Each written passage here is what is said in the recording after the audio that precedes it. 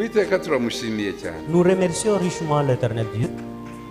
Ujya kumva mu bupfapfa Vous écoutez quelqu'un dans son ignorance. abantu baravuze bati abazajya mu ijuru nibazamurwa Les gens disent que ceux qui iront au ciel quand ils seront zabafata tugende tubonaganye. nous leur saisirons à Dieu pour que nous puissions un peu sauver. Amagambo y'abantu bazasara mu cyumweru gitaha. Ça, ce sont des paroles de gens qui deviendront fous dans la semaine prochaine.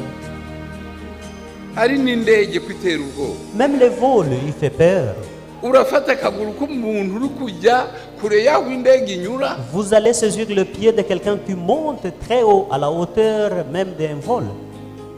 Nubwo yagenda ntibyashoboka. Même si cela pouvait être possible. Ntabwo wagira imbaraga zimufata kugeza iyo agereye iyo agiye. Tu ne peux pas avoir cette force de le saisir jusqu'à la destination.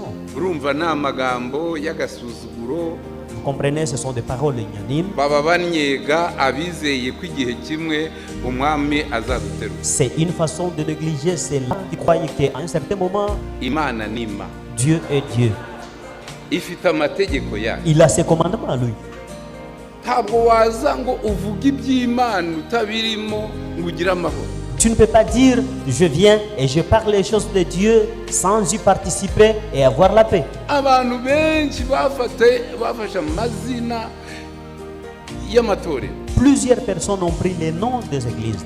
Abandi bafata gahunda y'imisengere. Et les autres ont pris même les ordres ou alors le plan Ariko d'adoration. Imana ifite gahunda yayo. Mais Dieu a son plan à lui. Ntabwo tuvuze ingoma ngo Imana ize. Nous ne jouons pas au tambour pour appeler Dieu. Ahubwo Imana ivuza ingoma abayo bakita. Mais c'est Dieu qui joue au tambour et les cieux viennent.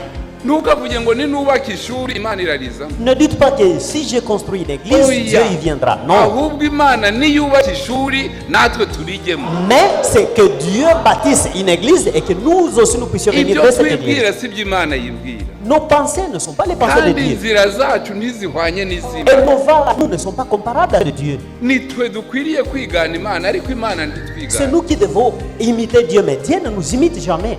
Imana ntabwo iza mu byo twabrikoye twakoze. Dieu ne vient jamais dans ce que nous avions bricolé, ce que nous Nitwe avions fait. tugomba kuza muri gahunda y'Imana. Il nous faut venir, nous, dans les plans de Dieu.